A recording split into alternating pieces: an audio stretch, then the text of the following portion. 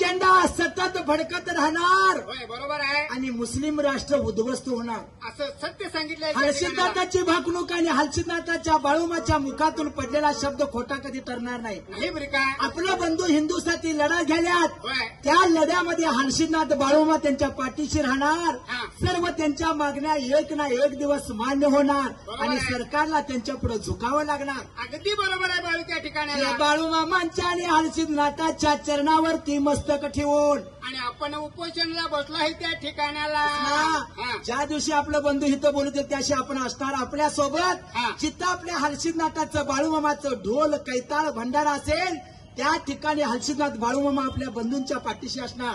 साक्षांत राहणार त्या ठिकाणाला. जर बंधूने हर्षितनाथ बाळूमाचं जर नामस्मरण केलं हा.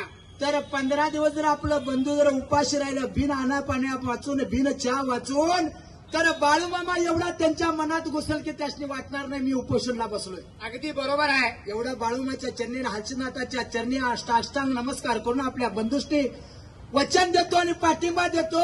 बरोबर आहे. हर्षितनाथ बाळूमामाचं नामस्मरण करा. बाळूमामा हर्षितनाथ तुमच्या पाठीशी राहणार आणि सरकारला तुमच्या पुढे नतमस्तक व्हायला लावणार हे मात्र सांगून जा. आणि मागण्या मान्य केल्या जाणार त्या ठिकाणाला. स्वतः मात्र पुढच्या बाजूला त्यावेळेला आपल्या बंधूने लागल्या तर मागण्या मान्य करायला त्यावेळेला